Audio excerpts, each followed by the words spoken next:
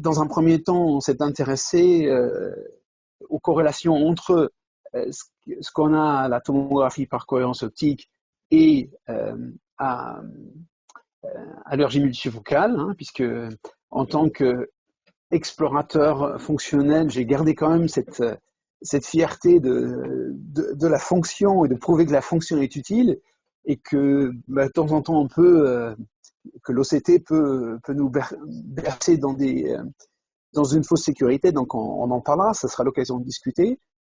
Voilà, un OCT B anormal, hein, avec cet aspect en soucoupe tout à fait caractéristique et avec une atrophie péricentrale majeure. Ici, évidemment, on n'a pas besoin de faire beaucoup d'examens. Si on a ça à l'OCT, on peut s'arrêter, pas besoin de faire un ERG multifocal. Mais parfois, on a un examen comme ça. On a un champ visuel pathologique, un SDOCT, une coupe OCT bidimensionnelle tout à fait normale, sans cet aspect en sous-coupe. Donc là, à nouveau, qu'est-ce que vous faites? Est-ce que vous faites un ERG multifocal? Est-ce que vous faites un OCTC? Est-ce que vous faites un EOG, une autofluorescence? Ou est-ce que vous dites, bah, si le SDOCT ne voit rien, c'est que tout va bien? Donc, il y a un certain nombre de gens qui font un OCT en face, qui font un ERG multifocal et qui font une autofluorescence. Alors, l'autofluorescence est discutée, mais elle fait partie aussi des recommandations de deuxième ligne des Américains pour détecter une toxicité. Bon, alors c'est quoi l'OCT en face? Vous le connaissez sûrement. C'est une façon de regarder par au-dessus, en face, puisqu'on est assis face au sujet, de regarder une couche particulière de la rétine. À gauche, vous voyez votre tarte à la pomme, vous ne savez pas la qualité de la pâte dessous, vous ne le voyez pas. Et donc, si vous voulez le savoir, il faut faire un OCT en face pour regarder ce qui se passe si la cuisinière elle a fait une bonne pâte dessous. Donc, si vous regardez la tarte par-dessus, comme ici, vous ne voyez pas grand-chose. Vous avez l'impression que cet OCT est plutôt normal. Bon, il y a quand même un petit aspect en sous-coupe, mais vous avez l'impression que c'est globalement vite fait, on ne voit pas grand-chose. Par contre, si vous enlevez les pommes qui sont au-dessus et que vous faites une analyse tout à fait fine de la zone qui nous intéresse, qui est l'ellipsoïde, eh bien, vous voyez clairement cette altération péricentrale. Quand vous faites un ERG multifocal, vous retrouvez effectivement cette atteinte péricentrale. Comme l'a dit Jacques tout à l'heure, on a normalement une augmentation progressive ou au moins une stabilité des anneaux péricentraux, qui doivent être au minimum de la même amplitude. Et ça, c'est quelque chose qui n'est pas trop dit dans la littérature, c'est ce que je disais tout à l'heure.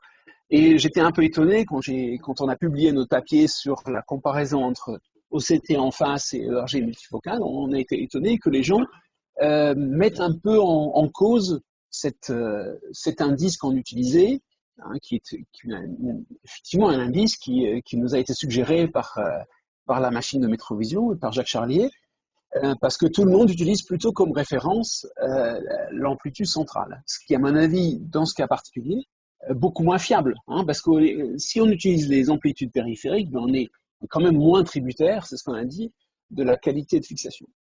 Donc ici, vous avez clairement le deuxième anneau qui est beaucoup moins ample. Et c'est vrai que c'est ce qu'on dit toujours au début d'exploration fonctionnelle, on dit qu'il faut regarder les ondes. Et quand on regarde les ondes, on voit bien que les ondes grises, bleues et jaunes sont plutôt de bonne qualité, qui sont bien structurées, de bonne amplitude, et qu'on voit très bien que les réponses péricentrales, N1, P1, sont bien diminuées en péricentre. Donc, quelle corrélation entre l'OCT et l'ERG multifocal? Donc, c'est ce qu'on a regardé avec la Fondation Rothschild et aussi avec les amis de Grenoble. On a regardé des patients qui avaient un champ visuel central pathologique et chez lequel on faisait de toute façon systématiquement un B-scan, donc un OCT classique. Et s'il y avait des anomalies, on faisait un ERG multifocal et un C-scan, un OCT en face, avec l'OCT de Berg. Et donc, il y a quelqu'un qui relisait les OCT en face, et moi, je relisais les ERG multifocaux. Donc, quelqu'un, c'était évidemment Martine Mauger, qui est une grande fan de cet examen, qui me disait toujours que tout peut se voir sur un OCT. C'était notre grande discussion, donc c'est de là qu'on a pris l'initiative de faire cette étude, de comparer les deux. On avait 12 patients, et quand on regarde ces 12 patients, ben, il y en avait quand même 7 qui avaient un OCT anormal et 5 qui avaient un OCT non interprétable ou normal. Quand on compare l'OCT en face et l'ERG multifocal, eh ben, on a une concordance parfaite seulement dans un tiers des cas, hein, ce qui est quand même assez étonnant.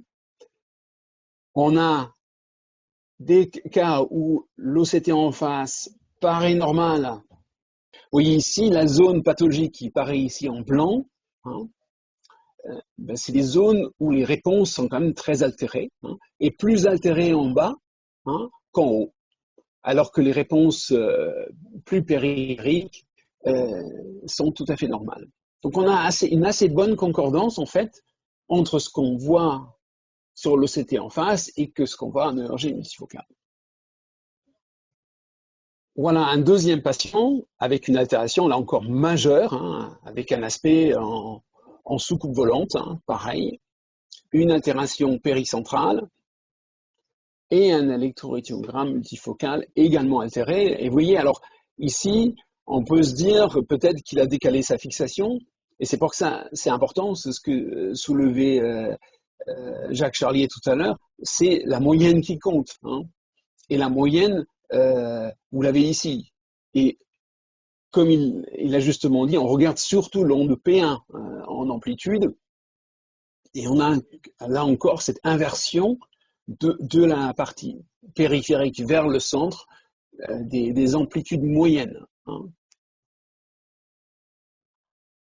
Quand on superpose les deux, pareil, les zones les plus altérées en OCT en face ont des réponses très peu amples en ERG multifocal. Troisième patient, avec un OCT B plutôt normal, on pouvait se poser des questions peut-être sur la coupe verticale, hein, peut-être un petit pincement au niveau de la nucléaire externe. Dans cette zone-là, l'électrorétiogramme multifocal là est quand même très clairement pathologique, hein.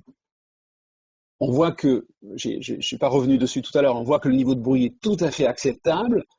La partie noire, c'est la part de bruit, hein, c'est par rapport à la réponse qui, elle, apparaît comme un histogramme coloré. Donc l'enregistrement est de bonne qualité, on a un bon pic central et on a à nouveau cette diminution péricentrale qui touche d'ailleurs les deux anneaux, hein, mais surtout l'anneau central. Et là, ce qui est étonnant, c'est que à l'OCT en face, on n'a pas grand-chose, hein. On ne retrouve pas d'anomalie particulière. Ce qui peut être l'ERG multifocal est peut-être un peu plus sensible, parce qu'il montre des anomalies fonctionnelles avant que les anomalies structurales arrivent. Il suffit d'un cas pour le montrer. L'autre élément, c'est que si on revient sur le tracé, peut-être qu'on peut se dire qu'il y avait quand même un petit pincement au niveau de la nucléaire externe et que c'était quand même déjà une atteinte débutante. Bon, difficile à dire. Après, il y a aussi des théories qui disent que l'atteinte de l'ERG multifocale peut être aussi simplement une imprégnation, hein, et que c'est pas parce qu'on a une altération de l'électrorétinogramme multifocal en péricentrale que forcément on va avoir une atteinte structurelle, on va avoir une perte à ce niveau-là. Mais ça, c'est débattu, personne n'est vraiment sûr là-dessus, parce que quand on a ce type d'électrocardiogramme multifocal, eh ben, on dit quand même aux patients d'arrêter le traitement. Et donc, on ne continue pas de suivre ces patients sous traitement. Donc, c'est difficile de savoir si c'est juste une imprégnation ou si qui est réversible, mais qui ne va pas jusqu'à la toxicité, ou si c'est vraiment une toxicité qui est en train de commencer. Voilà, un dernier exemple où on avait beaucoup discuté avec Martine Mauger, c'est ce patient-là qui a des zones, vous voyez, hyporéflectives sur l'image en face, ici, mais quand on regarde bien, finalement, cette zone en temporale, vous voyez qu'il y a une zone vraiment très hyporéflective, mais la nucléaire externe est parfaitement normale. Donc, l'OCT en face ne permet pas non plus de s'assurer qu'il y a une perte en photorécepteur. Et d'ailleurs, l'électrorétiogramme multifocal est parfaitement normal, en accord avec l'impression quand on regarde l'OCT en face. Donc, c'est pas parce que c'est un séminaire sur l'électrorétiogramme multifocal, je pense qu'il y a un certain nombre de cas où l'électrorétiogramme multifocal nous donne des réponses avant l'OCT, même avec l'OCT en face. Voilà, c'est un peu la conclusion que j'en tirerai, et c'est la conclusion qu'on a tirée dans le papier qu'on a publié. Alors évidemment, c'est chouette l'électrorétiogramme multifocal, mais parfois c'est un peu difficile. On a un patient qui peut avoir beaucoup de bruit, qui va avoir des difficultés de fixer. Là, on a, bien sûr, on est aux limites de ce qu'on peut faire, et c'est pour ça que les deux examens ne sont pas en concurrence. C'est l'utilisation du champ visuel avec l'OCT-B, et éventuellement complété par le RG multifocal, qui va nous donner la solution, qui va nous permettre de dire si oui ou non le patient souffre. Ici, il avait un OCT en face et un OCT-B complètement altéré, bien sûr.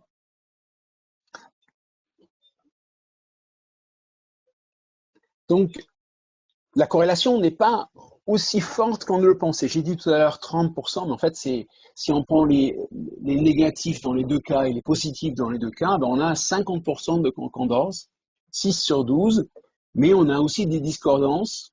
Est-ce que l'électrorétiogramme multifocal peut, dans certains cas, pas être assez sensible? Je ne le pense pas. Je pense que le RG multifocal est plus sensible, mais peut-être qu'il nous donne des faux positifs, ce qui est toujours le problème de la plus grande sensibilité.